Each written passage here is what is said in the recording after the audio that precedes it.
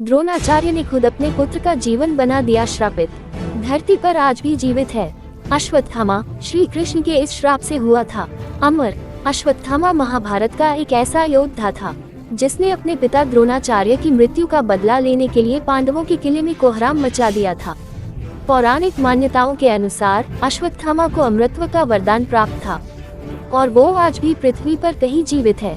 अश्वत्थामा को भगवान श्री कृष्ण ने 5000 वर्षों तक जंगलों में भटकने का श्राप दिया था और उसके माथे से निरंतर रक्त प्रवाहित होगा और उसे कोई मनुष्य मदद नहीं करेगा। उसके माथे से उसकी मणि छीनने के बाद वह शक्तिहीन हो गया। मध्य प्रदेश के बुरहानपुर के असीरगढ़ किले पर एक प्राचीन भगवान शिव का मंदिर है। वहाँ के निवासियों का कहना है कि अश्वत्थामा आज भी वह भगवान शिव की पूजा करने आते हैं। रात को मंदिर का द्वार बंद करके सभी लोग अपने अपने घर चले जाते हैं और जब सुबह आकर मंदिर का द्वार खोलते हैं तो उन्हें ताजे फूल, चावल और जल शिवलिंग पर चढ़ा हुआ मिलता है। शिवलिंग पर चढ़ा हुआ फूल दूर दूर तक जंगलों में कहीं भी नहीं मिलता है। वहाँ के निवासियों का कहना है कि हमें अक्सर जंगलों में असाधारण आदमी दिखा है जिसके माथे पर गहरा घाव है और वह लोगों से हल्दी और तेल मांगता है। वह काफी लंबा चौड़ा था। लोगों का मानना है कि वह महाभारत कालीन अश्वत्थामा ही थे। नवसारी के जंगलों में भी अश्वत्थामा को देखे जाने का दावा लोगों ने किया है। अश्वत्थामा का अहंकार और क्रोध ही उनके पतन का मुख्य कारण था। अश्वत्थामा ने अपने अहंकार में आकर कई अनुचित और अनैतिक कार्य किए थे। महाभारत के युद्ध में अश्वत्थामा ने अपने पिता द्रोणाचार्य की भांति कौरवों का साथ दिया था, जिसको दुर्योधन ने मरते समय कौरवों की जीत की जिम्मेदारी सौंपी थी। अश्वत्थामा पांडवों और कौरवों के गुरु द्रोणाचार्य का पुत्र था। वह जन्म से ही अपने पिता की तरह पराक्रमी और धनुर्विद्या में माहिर था। ऐसा कहा जाता है कि यह महाभारत का इकलौता ऐसा किरदार है जो कलयुग में भी जीवित है। द्रोणाचार्य का विवाह गुरु कृपाचार्य की बहन कृपि से हुआ था, परंतु विवाह के अनेक वर्षों बाद भी वह निसंतान थे। संतान के लिए व्याकुल होकर गुरु द्रोणाचार्य अनेक स्थानों में भ्रमण करते हुए हिमालय ऋषिकेश पहुँचे।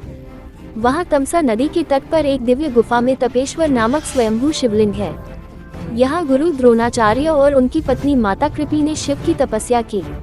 इनकी तपस्या से प्रसन्न होकर भगवान शिव ने उन्हें तेजस्वी पुत्र होने का वरदान दिया था। कुछ समय पश्चात माता कृपि ने एक सुंदर तेजस्वी बाल को जन्म दिया। जन्म ग्रहण करते ही इनके कंठ से हिनहिनाने की सी ध्वनि हुई, जिससे इनका नाम अश्वत्थामा पड़ा। जन्म से ही अश्वत्थामा के मस्तक में एक अमूल्य मणि विद्यमान थी, जो कि उसे दैत्य, दानव, शस्त्र, व्याधि, देवता, नाग आदि से निर्भय रखती थी। वह मणि अश्वत्थामा को बुढ़ापे, भूख, प्यास और थकान से भी बचाती थी। भगवान शिव से प्राप्त उस शक्तिशाली दिव्य मणि ने अश्वत्थामा को लगभग अजेय और अमर बना दिया था। गुरु द्रोणाचार्य को अपने पुत्र अश्वत्थामा पर बहुत गर्व था और वह उसे लाड प्यार में कुछ उचित अनुचित का महत्व समझाने में चूक गए। इसीलिए अश्वत्थामा वीर तो था ही, परंतु बहुत अहंकारी और दुराचारी भी था। वह अर्जुन से ईर्ष्या करता था, क्योंकि महाभारत काल में अर्जुन ही सर्वश्रेष्ठ धनुर्धर माने जाते थे और द्रोणाचार्य के भी वह प्रिय शिष्य थे। महाभारत में गुरु द्रोण को अपने पुत्र अश्वत्थामा से बहुत अधिक मोह था।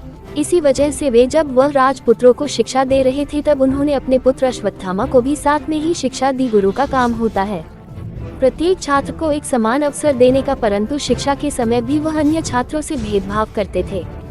जब उन्हें सभी कौरव और पांडव राजकुमारों को चक्रव्यूह की रचना और उसे तोड़ने के तरीके सिखाने थे, तो उन्होंने शर्त रख दी कि जो राजकुमार नदी से घड़ा भरकर सबसे पहले पहुंचेगा, उसे ही चक्रव्यूह की रचना सिखाई जाएगी।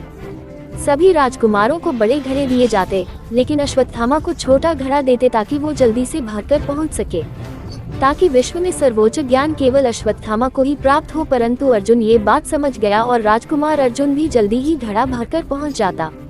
जब धनुर्विद्या सिखाते समय ब्रह्मास्त्र सिखाने करने की बारी आई तो उस समय भी द्रोणाचार्य के पास दो ही छात्र पहुंचे थे, अर्जुन और अश्वत्थामा। उस समय अश्वत्थामा ने ब्रह्मास्त्र की पूरी विधि नहीं सीखी। ब्रह्मास्त्र चलाना तो सीख लिया, लेकिन लौटाने की विधि नहीं सीखी। उसने सोचा गुरु तो मेरे पिता ही हैं, कभी भी सीख सकता हूँ। द्रोणाचार्य ने भी इस बात पर ध्यान नहीं दिया, जबकि यह नियम के कुछ नियम हैं, जिसमें दिव्य शस्त्र की शिक्षा से पहले किसी भी व्यक्ति को 5 परीक्षाएं कसौटी पूरी करनी होती है।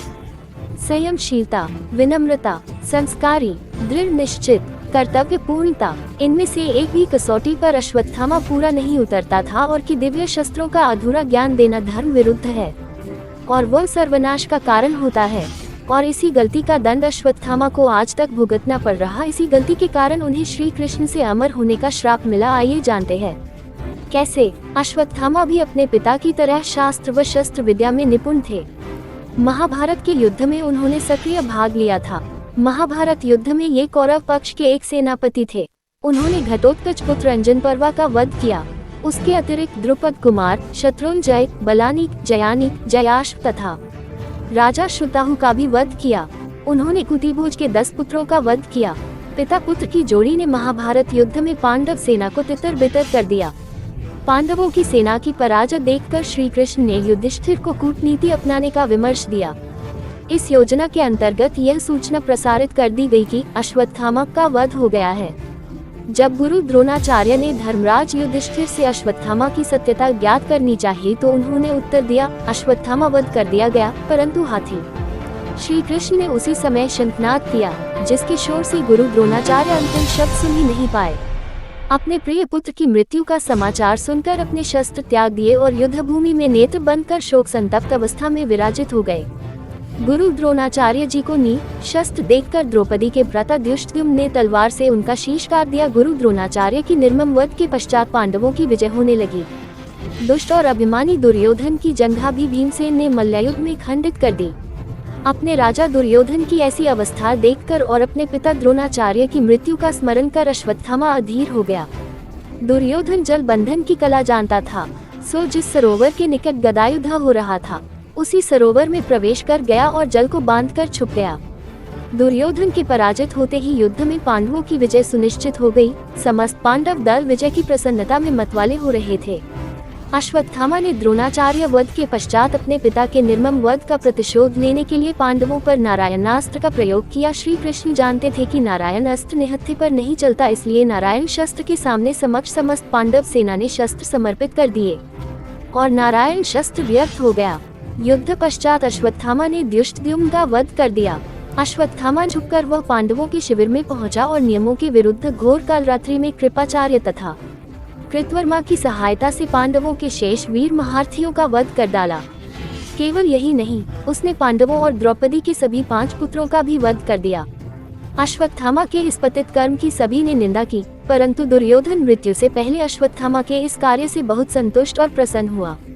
पांडव शिविर के बाहर अश्वत्थामा को भगवान शिव के एक उग्र और डरावने रुद्र रूप का भी सामना करना पड़ा था, लेकिन उन्होंने निडर होकर अपनी भक्ति से भगवान शिव को प्रसन्न किया।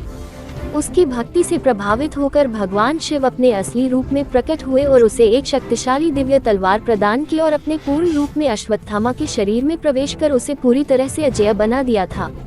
दूसरी ओर श्री कृष्ण ने अपनी योग शक्ति से पहले ही भांप लिया था कि उस रात पांडव शिविर में क्या अराजकता होने वाली थी, इसलिए पांडवों और सात्विकी को अश्वत्थामा के विनाशकारी क्रोध से बचाने के लिए श्री कृष्ण उन्हें पहले ही शिविर से दूर ले गए थे।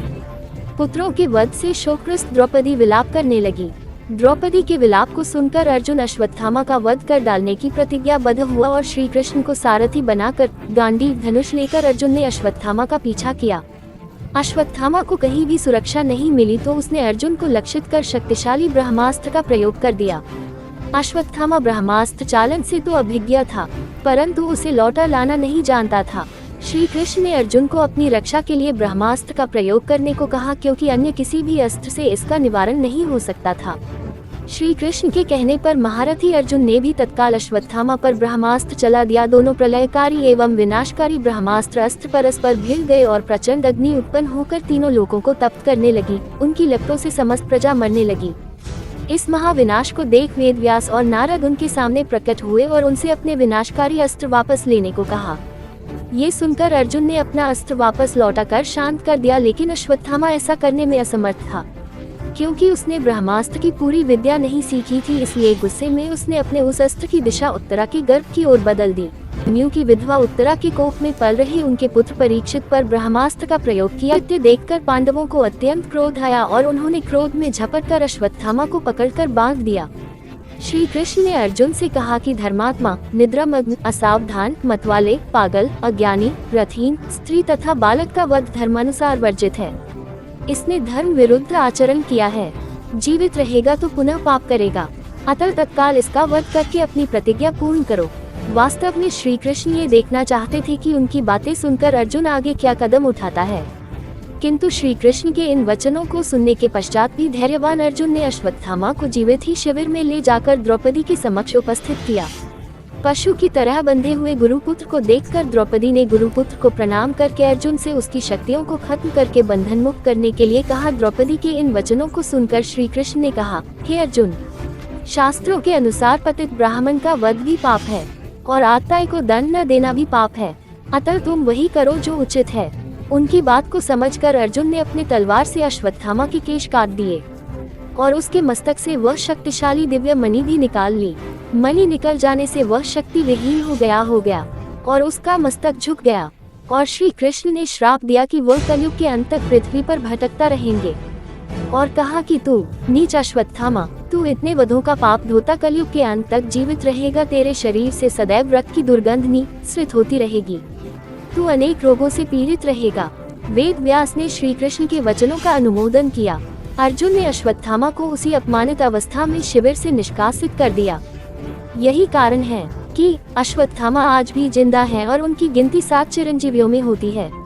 अगर द्रोणाचार्य अपने पुत्र मोह पर काबू रखकर उसे भी सही शिक्षा देते, धर्म और अधर्म में भेद करना सिखाते और युद्ध के नियमों का उल्लंघन करना कितना भयावह होता है ये बताते और अन्य राजकुमारों के साथ भेदभाव नहीं करते, तो शायद अश्वत्थामा कभी इतना अहंकारी और अत्याचारी न बनता, को कभी भी इस तरह की सजा नहीं भुगतनी पड़ती। द्रोणाचार्य बहुत ही महावीर, ज्ञानी, राजनीति में निपुण महान योद्धा थे। उन्होंने पांडवों को कड़े नियमों के साथ धर्म, अधर्म, युद्ध कला, नीति और शास्त्रों दी थी, परंतु पुत्र मोह में उन्होंने अश्वत्थामा को शिक्षा तो सभी दी पर पालन करने के लिए कड़ाई नहीं की। इसलिए अश्वत्थामा आदि शिक्षा के कारण अहंकार में अंधा हो गया। उसका ऐसा पतन हुआ जो पृथ्वी पर कभी भी किसी का नहीं हुआ।